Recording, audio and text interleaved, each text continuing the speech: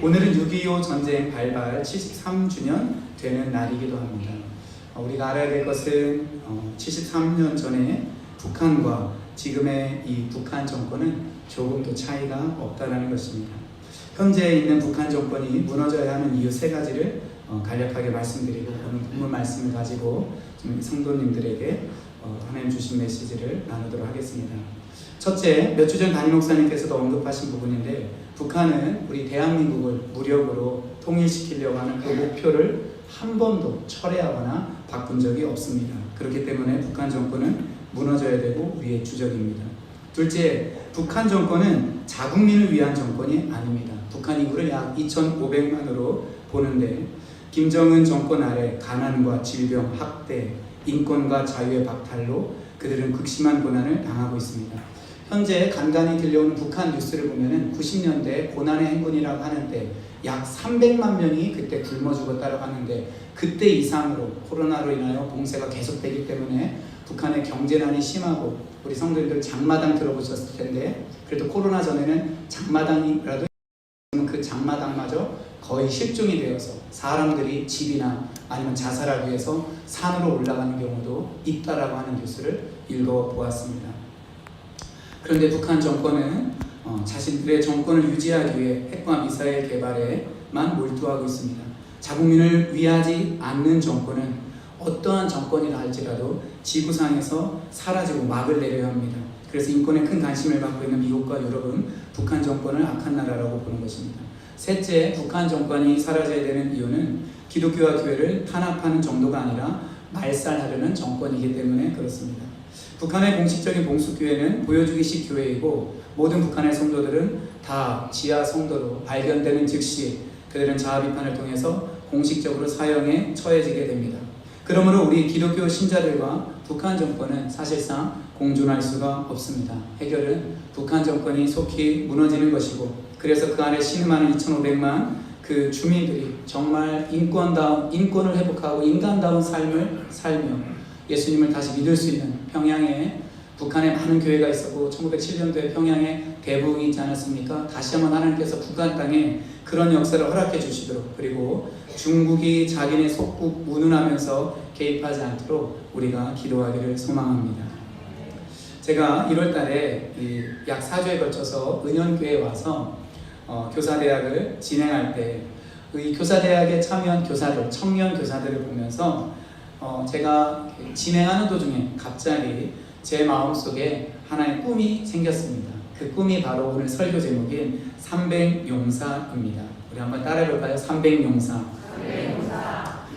저는 그것을 이전에 한 번도 생각해 본 적이 없고, 또 어떤 목회자나 교회에서 이런 300용사의 비전을 가지고 있다는 것을 들어본 적도 없었을 때였습니다. 강의를 하는데 갑자기 하나님께서 저에게 은연교회 300용사를 세우기를 원하신다라는 그런 감동을 주셨습니다. 이 300용사는 청년 100명, 그리고 청소년, 즉 중고등학생 100명, 그리고 초등학생 100명으로 구성된 다음 세대들을 가리키는 말입니다. 그리고 이 300용사를 달성한 교회들이 모이는 클럽이 있는데, 그 클럽이 300클럽입니다. 네, 그래서 저희 교회가 300용사가 되면 이 300클럽을 만들어서 저는 전국교회에 지금도 하나님은 살아계시고 다음 세대들을 구원하시고 용사와 같은 그런 10대들과 20대들이 있다는 것을 저는 증거하고 싶습니다. 그래서 우리 은연교회 소식이 전해지기 시작하면 초등학생 대표들 보내서 간증시키고, 청소년들 대표들 보내 간증시키고, 아멘. 우리 청년들 보내서 대표로 간증시켜서 우리가 하나님 앞에 주신 비전을 가지고 이렇게 순종하고 나아갔더니 하나님께서 이 난양동에 이러한 일을 일으키셨습니다. 여러분, 이런 간증을 하는 역사가 나타나기를 저는 소망하고 있습니다. 우리 인구 통계는 우리 쉽게 그 포털 사이트에 들어가면은 서울에 몇 명, 이 서울 중에서 중학생이 몇 명, 고등학생이 몇 명, 그리고 초등학생이 몇 명, 청년 세대 만 19세부터 34세까지 인구가 몇 명인지가 금방 파악이 됩니다. 이 관악구에 21개의 동이 있는데, 이 21개의 동 중에서 가장 인구가 적은 동이 어디일까요? 바로 지금 우리 교회가 위치해 있는 난양동입니다. 가장 인구가 대략 14,000명 정도? 예, 제 기억이 맞다면. 그리고 가장 인구가 많은 동은 어디일까요? 우리 장경빈 청년이 사는 청룡동입니다. 거기는 이 난양동 인구의 2배가 됩니다. 자, 그러면 서울에 20몇 개의 구가 있는데 청년들이 제일 많은 구는 어느 구일까요? 네, 이 질문에는 우리가 속해 있는 상황을 생각해 볼 때 답을 하실 수 있을 것입니다. 관악구입니다. 이 관악구 자체가 서울구에서 인구가 많은 편에 속합니다. 인구가 제일 많은 구는 송파구인데 한 65만 명 정도 되고, 관악구는 대략 50만 명 정도가 됩니다. 그런데 청년 인구가 제일 많은 곳은 관악구입니다. 왜 그럴까요? 혼자 이곳에 원룸을 얻어서 사는 청년들이 많이 있기 때문에 그렇습니다. 그래서 서울대 입구 전철역, 봉천역, 신대방역을 중심으로 해서 혼자 사는 청년들이 많이 있습니다. 그렇기 때문에 우리에게는 전도할 수 있는 많은 청년들, 그리고 그들이 변화되고 하나님 앞에 새로워졌을 때 그들을 통해서 흘러갈 수 있는 영향력이 크다라는 것을 생각해 볼 수가 있습니다. 저는 이 300용사의 비전을 갖게 되었을 때 2가지 이 300용사가 생각이 났습니다. 첫째, 영화 300이 생각이 났습니다. 2007년도에 개봉한 이 영화는, 초콜릿 복근이 보이시죠? 네. 이 영화는 당시 에스더의 남편인 아하수에로 왕이, 이 영화에서는 실제로 이제 보통 역사책에서는 에스더의 남편 이름이 크세르크세스 왕으로 나옵니다. 이 크세르크세스가 이 영화 300에서 나는 관대하다, 이 말로 좀 유명해진 그런 영화이기도 합니다. 주전 480년경에 300명의 스파르타 용사들이 페르시아 100만 대군에 굴복하지 않고 자유를 위해 목숨을 걸고 싸우는데, 이때 스파르타 군대를 지휘했던 저기에 나오는 이 레오니다스 왕이 영화에 보면 그런 말을 합니다. 스파르타 전사는 절대 물러서거나 항복하지 않는다. 영화에서 여기 있는 300전사들은 모두 다 죽고 맙니다. 나라를 지키기 위해서 절대 물러서지 않는 용맹한 사람들과 같이 하나님 나라를 위해서 용맹을 떨칠 수 있는 그런 다음 세대 300용사를 생각하게 되었습니다. 두 번째 제가 생각한 300용사는 오늘 우리가 읽은 본문에 나오는 기드온의 300용사였습니다. 사실 저는 이 스파르타의 300용사, 기드온의 300용사를 생각하지 못하고 하나님께서 저에게 숫자로 이 300이라는 비전을 주셨는데, 얼마 지나지 않아서 보니까 그래, 300용사가 있었지, 그리고 기드온의 300용사도 있구나, 이 생각을 하게 되었습니다. 기드온 이야기는 사사기 6장부터 나오는데, 이스라엘이 하나님을 버리고 우상을 섬기자 하나님께서 미디안을 통하여서 이 이스라엘을 공격하게 하셨고, 그리고 수확 때마다 모든 곡식들을 탈취해 가게 하셨습니다. 그래서 이스라엘은 기근, 가난을 경험하게 됩니다. 그래서 이스라엘은 하나님께 부르짖게 되죠. 그래서 하나님께서는 이스라엘 위하여 기드온이라는 사사를 세우십니다. 그래서 천사를 보내어 기드온이라는 사사를 보냈을 때 천사가 기드온에게 뭐라고 말하냐면은, 우리 한번 따라해볼까요? 큰 용사요, 여호와께서 너와 함께 하신다. 아멘. 기드온을 큰 용사로 부르십니다. 사실 기드온은 그렇게 큰 용사는 아니었지만 하나님이 그렇게 부르시는 거예요. 그래서 기드온은 자기 아버지의 집에 있는 바알과 아세라 상들을 정리합니다. 나무로 된 그 목상들을 불태우고, 그리고 번제를 드려서 완전히 자기의 집안의 우상과 분리시킨 다음에 기드온은 이스라엘의 여러 지파들에게 소식을 전하여 자기와 함께할 미디안과 싸울 군대를 모집하게 됩니다. 이때 소집된 군인 수가 약 32,000명입니다. 그런데 하나님께서는 놀랍게도 다음과 같은 2절 말씀, 우리가 앞서 읽었지만 2절 말씀을 하십니다. 한 번 더 읽도록 하겠습니다.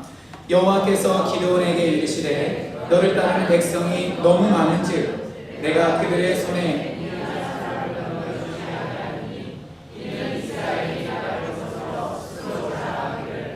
내 손이 나를 구원하였다 할까 함이니라. 아멘.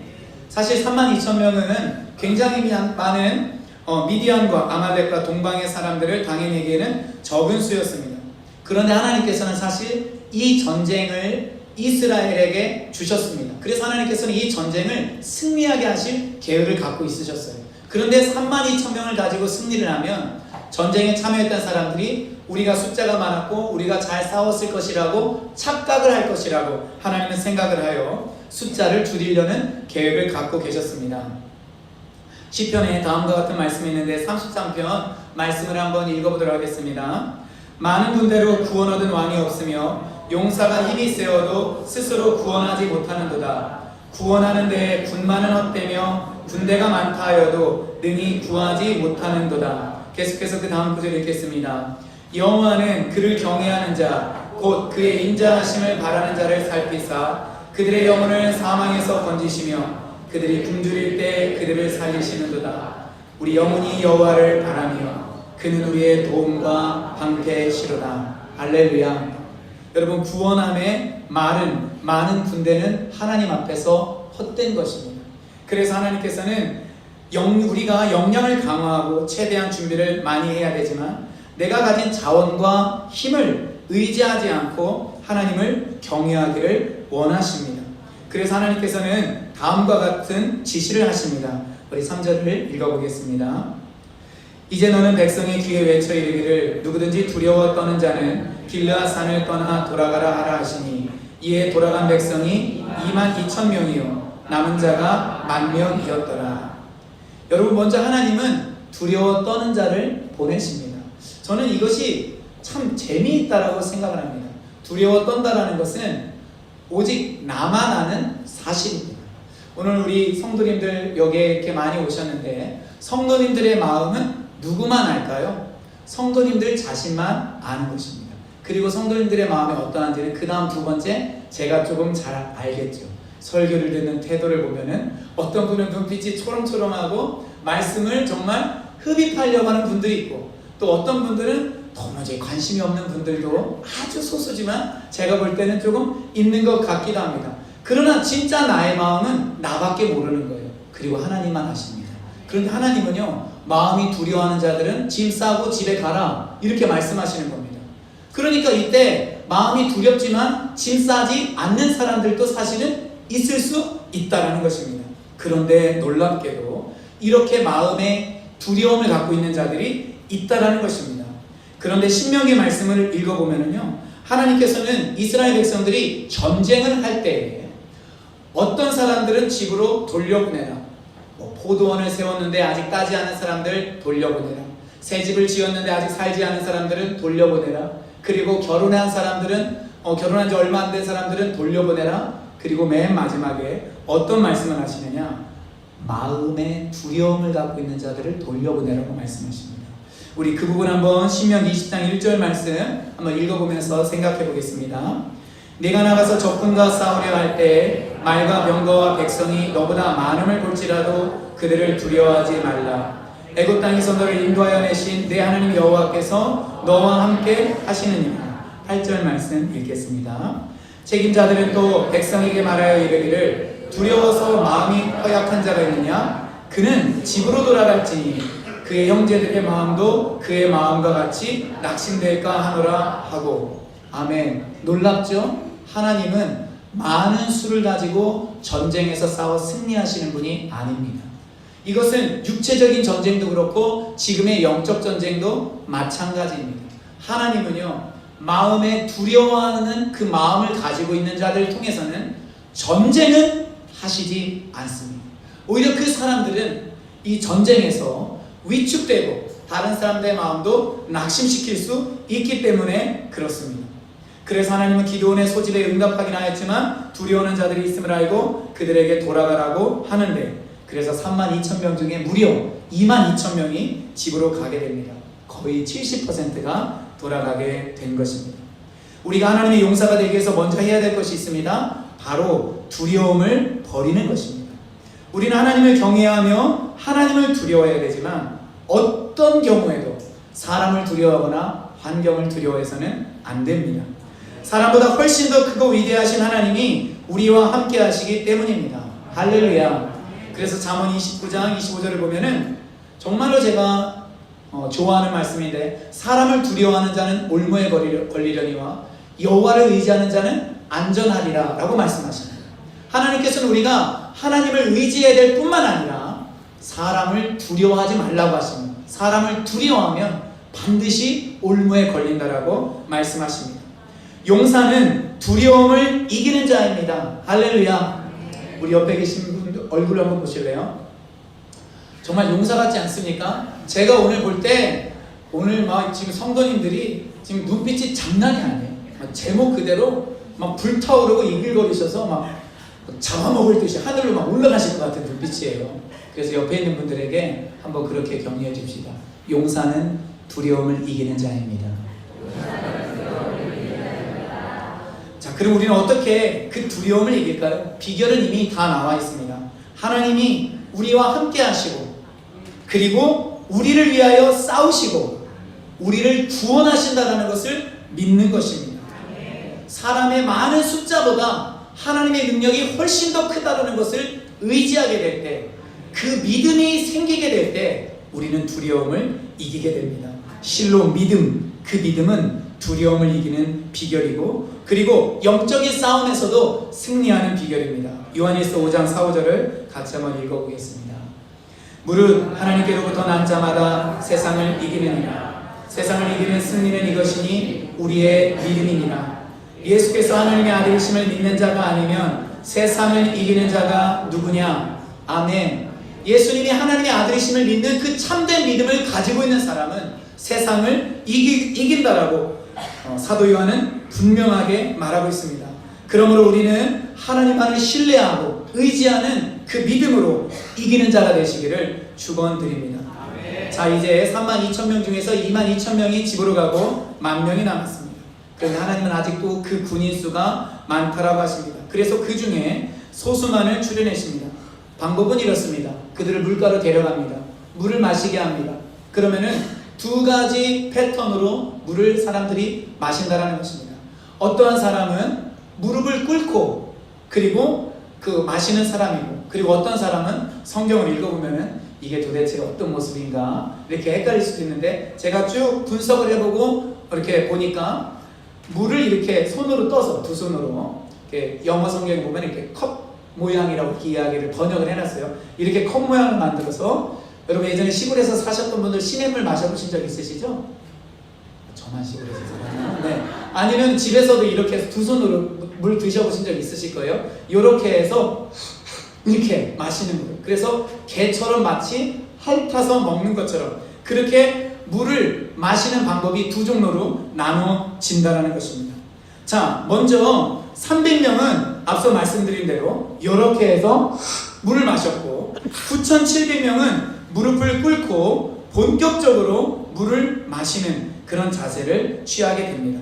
근데 하나님은 개처럼 물을 핥아서 먹는 그 300명만을 데리고 싸우겠다. 그리고 9,700명은 집으로 돌아가라 라고 이야기를 하십니다.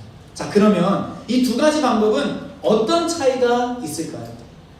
우리는 이것을 쉽게 생각해 볼 수가 있습니다. 그 차이를요, 이렇게 떠서 이렇게 마시는 사람은 이렇게 마시면서도 사방을 쉽게 보게 됩니다. 눈동자를 이렇게 돌려가면서 뭐 없나, 그리고 경계태세를 늦추지 않고, 저희 면제자가 이런 말해서 금면제자가 이런 말 죄송한데, 경계태세를 태만히 하지 않고 이게 물을 마시면서 언제든지 미디안 족속이다 하면 어떻게 해요? 탁 버리고 무기를 들고 기도원의 지시를 따라서 즉각적으로 행동에 옮길 수 있는 사람이 바로 300명입니다.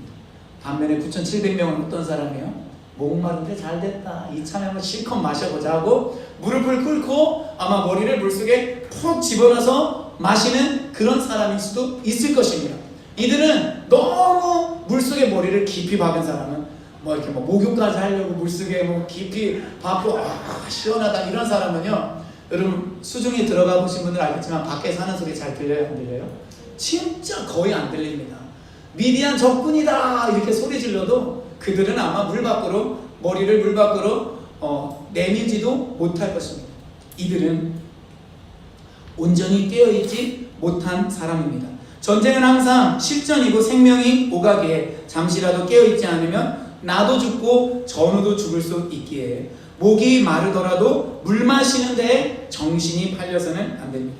우리는 여기에서 깨어있는 것의 중요성을 발견합니다.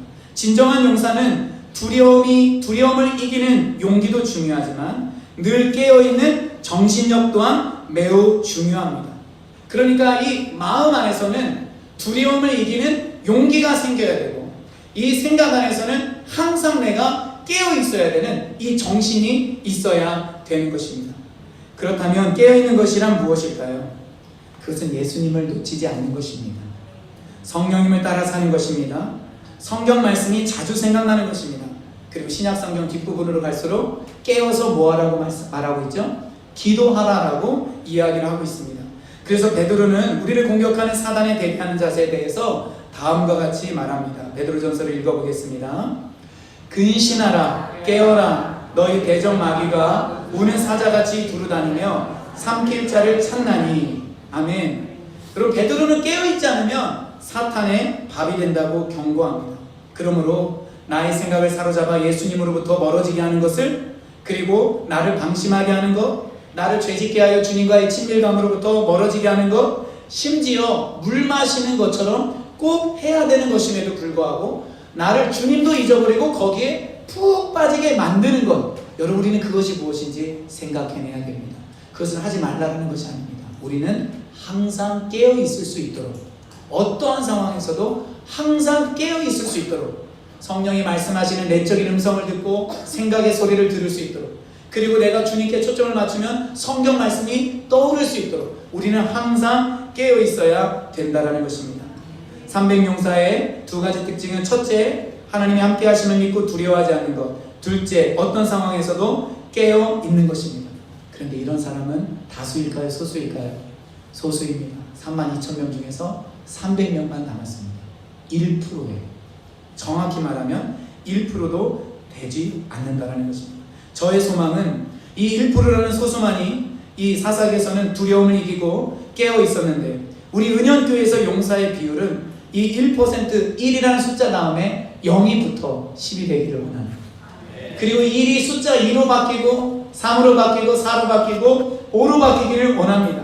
그리고 바라기는 모두가 용사가 되기를 정말로 주님의 이름으로 축원드립니다. 우리 옆에 분에게 그래서 그렇게 인사합시다. 옆에 분에게 몇 번 하셨죠? 우리 뒤에 분하고만 인사할까요? 당신은 용사입니다. 당신은 용사입니다. 우리 앞뒤 분들과 한번 인사하겠습니다. 저는 이 300용사의 비전을 품었습니다. 비전을 품는다는 것은 어머니가 아이를 잉태하는 것과 같습니다. 처음에는 그것이 잘 표시가 나지 않습니다. 그러나 생명이 어머니의 뱃속에 들어가게 되면 이 아이는 어머니의 사랑과 어머니를 통해 공급되는 그 자양분을 통하여서 점점 커지게 되고, 그리고 때가 되면 세상 밖으로 나옵니다. 비전도 마찬가지입니다. 처음에 비전은 하나의 생각일 수밖에 없을 것입니다. 그러나 하나님이 주신 생각, 하나님이 비전을 내가 작다고 이거 내가 생각한 거 아닌가라고 해서 버리지 아니하고 우리의 가슴 속에 마치 임신하듯이 그것을 품고 나의 비전을 내가 축복하는 거예요. 우리 태교할 때도 많이 축복하잖아요. 좋은 음악 들으면서 너는 사랑받는 자야, 너는 잘 될 거야, 너를 만나기를 기대하고 있어, 이렇게 축복하는 것처럼 우리가 품은 그 비전을 우리 막 가슴 속에 담고서 이 비전을 하나님이 주신 것입니다. 이 비전은 구체적으로 성취가 될 것입니다. 이 비전을 이루기 위하여 나는 이러한 일들을 할 것이고, 그리고 순종할 것입니다. 이 비전을 같이 공유하는 사람들이 더 많아지게 하시옵소서. 이것이 비전을 잉태하듯이 잉태하고 확장시키는 것입니다. 저에게 이 비전이 우리 성도님들과 정말로 공유되기를 주님의 이름으로 축원드립니다. 그래서 저는 우리 예배당이 초등학생 100명으로 가득 찬 것을 저는 상상할 때가 있습니다. 그리고 청소년들로 예배당이 100명으로 가득 찹니다. 그리고 청년들로 예배당이 100명으로 찹니다. 여러분 생각만 해도 얼마나 기쁜 일일까? 그러면은 그때 드림트리 말고 드림랜드는 어떨까요? 드림랜드도 많아지겠죠. 그때 우리 여기에 다수를 이루는 장년 성도들은 어떨까요? 장년 성도들도 당연히 저는 100명 이상이 되리라 믿습니다. 저는 실제적으로 학교에 입학하고 다니고 힘을 쓸 수 있는 그 다음 세대 300용사를 지금 말씀드리고 있는 것입니다. 제가 첫 부교역자로 사역을 하던 2000년대 초반 그 교회에서는 유초등부 학생들이 150명 정도 됐습니다. 그리고 제가 담당했던 청소년부도 항상 100명은 아니었지만 몇 개월에 한 번씩은 100명을 넘었었습니다. 자, 300명사 돼가고 있죠. 근데 청년들은 그 당시 50명이 채 되지 않았습니다. 이 당시는 그래도 한국교회에 다음 세대가 있을 때였습니다. 2000년대 초반 그리고 1990년대도 그러합니다. 저는 300명사를 생각하면서 과연 우리 교단에 300명사를 가진 교회가 몇 교회가 될까 이런 생각을 해봤습니다. 우리 교단에 300명사가 있는 교회, 제가 이거를 다 조사해보지 않아서 저는 잘 모릅니다. 근데 저는 채 10교회도 되지 않을 거라고 생각합니다. 여러분, 우리 교단 말고 다른 교단은 어떨까요? 역시 소수라고 생각합니다. 만약에 교인 수가 1000명이 되고 2000명이 되고 3000명이 되었는데 그 안에 300명사가 있을까요? 지금 우리나라의 한국교회 실정은 저는 거의 그렇지 않다라고 생각을 합니다. 물론 교인이 1000명, 2000명 넘으면 청년들은 100명이 넘을 수도 있습니다. 그런데 그 안에 우리 교회에서 파워틴이라고 하는 그 중고등학생 청소년들이 100명이 넘을까요? 초등학생들이 100명이 넘을까요? 저는 제가 몇몇 그런 교회들의 소식을 들을 때마다 저는 그것을 좀 의도적으로 물어보는데 그렇게 100명 넘는다고 하는 교회 사실은 거의 없습니다. 그러므로 저는 우리가 보기에는 불가능하게 보이는 이 300명사의 비전을 그렇기 때문에 저와 우리 교회가 품어야 된다고 생각합니다. 자, 그럼 어떻게 300명사를 우리는 만들어 갈까요? 첫째, 비전을 계속 가슴에 품고 기도해야 합니다. 우리 한번 따라해 볼까요? 비전을 가슴에 품고 기도한다. 그 다음 세대에 해당하는 사람들이 먼저 기도원의 300명사의 특징을 가져야 됩니다. 바로 두려워하지 않고 항상 깨어있는 것입니다. 우리 다음 세대에 속한 분들 한번 손들어 보실래요? 우리 주변에 한번 보세요. 예, 다음 세대에 속한 분들 그래도 제법 있는데 저기 다음 세대 아닌가요? 예, 청년들도 다 해당되는 거예요. 예, 제가 좀 집요한 데가 있어요. 네, 우리 여기는 우리 다음 세대들을 우리 축복하면서 한번 기도하겠습니다. 박수 쳐주겠습니다. 아멘. 그리고 세 번째 방법은 뭐냐면은 수시로 전도를 하는 것입니다. 저는 여기에서 이 한 가지를 나누고 말씀을 마치려고 합니다. 바로 출산율입니다. 여러분 잘 아시는 것처럼 한국은 OECD 국가 중 유일하게 1명 미만의 출산율을 가진 국가입니다. 대략 0.75명입니다. 이 말은 쉽게 말하면 내 가정이 결혼을 하면 그 내 가정에서 태어나는 자녀의 수가 3명이라는 뜻입니다. 그래서 저는 여기 있는 청년들에게 권면을 합니다. 이 저출산의 시대에 은연의 청년들은 결혼해서 자녀들을 많이 낳고 믿음으로 잘 양육하기를 정말 목회자로서 권면을 합니다. 그러면 우리가 다음 세대에서 승리할 수 있습니다. 어떻게 다음 세대에서 승리할 수 있는지 제가 하나님 주신 아이디어로 한 가지를 생각해 봤습니다. 표를 한번 보시면요, 저 동그라미가 결혼한 가정입니다. 총 몇 가정이 보이죠? 9가정이 보일 것입니다. 그런데 여러분, 현재 우리나라의 크리스천 비율은 과거에는 많을 때는 20% 된다 이렇게 이야기를 하지만 실제적으로 20%는 절대 아닙니다. 5천만의 인구 중에 가장 마지막에 이 통계청에서 조사한 거에 의하면 800몇만 대입니다. 그 중에서 이단 조금 떼어내고 형식상의 그리스도인들 출석가 교족부에 이름은 올라와 있지만 실제로 교회에 나가지 않는 그런 사람들을 생각해 볼 때 저는 9명의 이 결혼한 가정 중에서 그래도 아직까지는 한 가정은 크리스천 가정이다 이렇게 가정을 해보았습니다. 자, 보십시오. 그럼 앞서 말씀드린 대로 우리나라의 출산율을 생각해 볼 때 4가정에서 3명이 태어납니다. 그러면 8가정에서 몇 명이 태어나죠? 예, 어려운 거 아니죠 지금? 예, 4가정에서 3명이 태어나니까 8가정에서는 6명이 태어납니다. 자, 그런데 보세요. 크리스천들이 결혼을 해서 하나님 주신 사명과 비전이 있어서 한 가정에서 3명을 낳았다고 해봅시다. 지금 표정이 이거 일단 이게 안 낳으셔도 되는 분들은 안심하셔도 됩니다. 예, 낳으라고 제가 따라다니면서 기도해드리겠습니다 이렇게 하지 않을 테니까요. 지금 이제 다 정리된 우리 성도님들은 좀 평안한 마음으로 들으시고 나 여기 해당되는데 하시는 분들은 성령이 주시는 음성을 이 시간에 꼭 들으셨으면 좋겠습니다. 제가 이것을 혼자 만들어 봤어요. 그리고 만들어 보고서 지금 답은 여기에 있다. 저 진짜 생각을 했어요. 여러분, 무슬림들 인구가 왜 늘어나는지 아시죠? 자녀를 많이 낳기 때문에 그렇습니다. 다른 데 이유가 있는 게 아니에요. 자, 여기 보세요. 8가정에서 6명이 출생하는데 크리스천은 마치 일당 100인 것처럼 한 가정에서 3명을 낳습니다. 그러면은 9가정에서 자녀를 총 몇 명 낳는 거예요? 9명을 낳는 거예요. 그렇죠? 근데 그 중에 3명이 크리스천 가정입니다. 학생들이 초등학교에 입학합니다. 점점 인구수가 줄어들어서 한 학년이 18명밖에 안 됩니다. 그런데 그 중에 교회를 다니는 학생이 몇 명이라는 거예요? 무려 6명이라는 거예요. 여러분, 이게 확률로 치자면은 33점 몇몇 %가 되는 거예요. 현재 크리스천 비율은 10%가 조금 넘는 정도인데, 크리스천 가정에서 자녀를 3명 정도 나오면은 조금 지나지 않으면 30몇 점 몇 %가 바로 크리스천이 된다는 것입니다. 여러분, 그 아이들이 한 명씩만 전도해 본다고 합시다. 그럼 다음 세대는요, 반 이상의 교회를 다녀요. 학교에서 담임 선생님이 교회 다니는 어린이 손들어 보세요. 그러면은 애들이 반 이상이 손드는 거예요. 그럼 깜짝 놀랄 거예요. 야, 너희들 이거 어떻게 된 거냐? 딱 알고 봤더니 크리스천 가정에서 자녀를 많이 낳은 거예요. 저는 이것이 여러분 들으실 때는 좀 신기하고만 이렇게 생각할 수도 있고, 아니면은 누가 3명을 낳지? 이런 의문점을 갖는 사람도 있고, 우리 청년들은 목사님 저에게 찾아오지 마세요, 이럴 수도 있을 거예요. 그러나 3명의 아들을 낳은 저로서 할 말이 조금 있습니다. 현대 신혼부부는 건강과 경제 형편 등 몇몇 가지를 고려해서 자녀 계획을 세울 것입니다. 근데 새 자녀를 키우는 아빠 입장에서 자녀를 낳고 양육하는 일은 분명히 어렵습니다.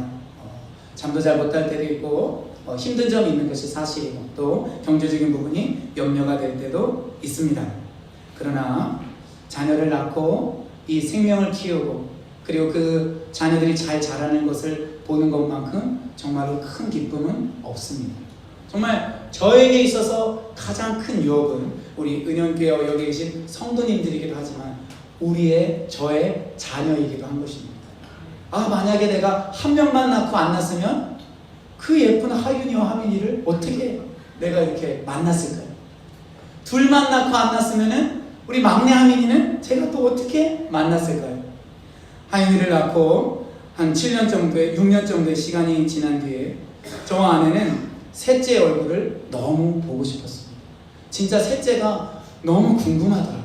그래서 견딜 수가 없었습니다. 그래서 우리는 기도를 하고 합의를 본 다음에, 실수가 아니에요. 합의를 본 다음에 딸을 낳기를 바라는 마음으로 셋째를 갖게 되었습니다.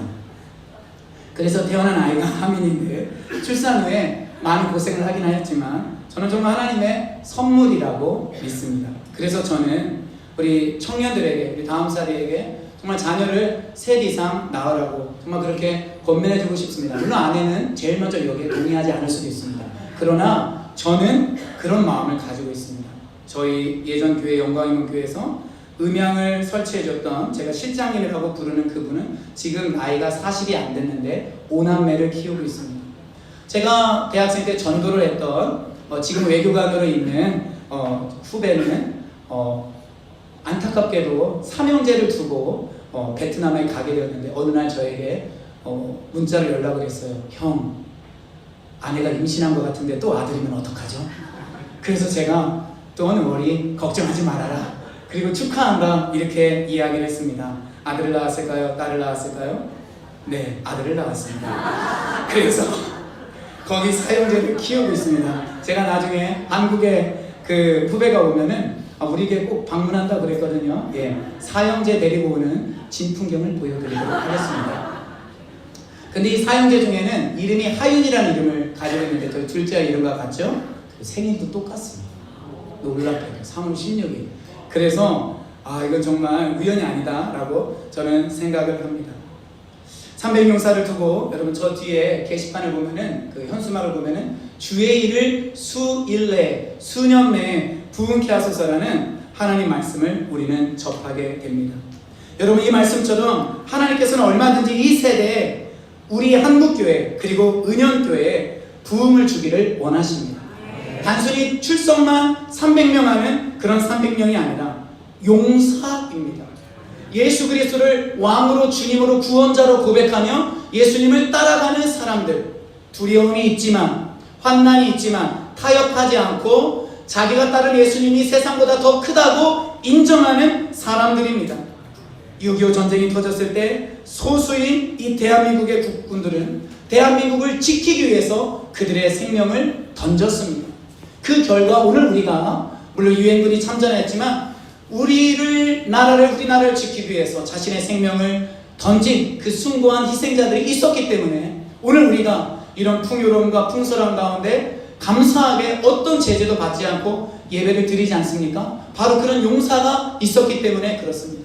그러므로 300용사는 단지 저의 비전과 우리 은연교회의 영광이 될 뿐만 아니라 이것은 교단을 위한 전략이고 한국교회를 위한 하나님의 전략이고, 그리고 이것이 이루어질 때 하나님은 우리를 통하여 열방을 바꾸시는 그 놀라운 일들도 행하실 것입니다.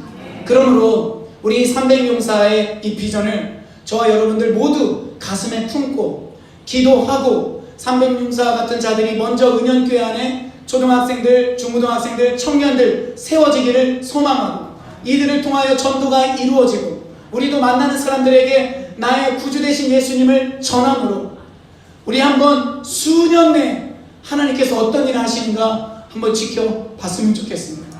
그래서 우리가 가슴에 품은 자녀를 잉태하듯이 그렇게 품은 비전을, 그리고 그 비전을 위하여 수고한 우리를 하나님께서 어떻게 쓰시는지 주목하며 하나님께 영광 돌리며, 우리 담임 목사님 피워처럼 오늘 장로님도 그렇게 기도해 주셨는데 이전 영광보다 나중 영광이 훨씬 더 크고 복된 우리 은영교회 되기를 주님의 이름으로 축원드립니다. 아멘. 우리 한번 이 시간에 기도하도록 하겠습니다. 우리 말씀 받들고 기도할 때 하나님, 이 300용사의 비전을 주신 것을 감사드립니다. 자녀를 잉태하듯이 이 비전을 우리가 잉태하며 우리의 가슴에 새깁니다. 우리 은영교회 안에 이 300용사가 일어나게 하여 주시옵소서. 두려움을 이기는 자, 항상 깨어있는 자가 되어서 영적 전쟁을 해야 되는 이 마지막 때 예수 그리스도의 십자가를 경험하고 성령을 체험한 300용사들, 먼저 우리 현재 우리 은연교회에 다니고 있는 다음 세대들 그렇게 빚어주시고 그 다음 세대와 우리를 통하여서 300용사가 전도되어지고 양육받고 이곳에서 하나님의 은혜를 깊이 체험함으로 그런 놀라운 변화를 경험하는 우리가 되게 달라고, 주여 300용사 되게 하소서. 우리 다같이 한번 두 손 들어볼까요? 우리 하나님 앞에 마음을 다하여 주님 하나님의 영광 보게 하여 주시옵소서. 부게 하여 주시옵소서. 함께 주여 부르고 기도합시다. 주여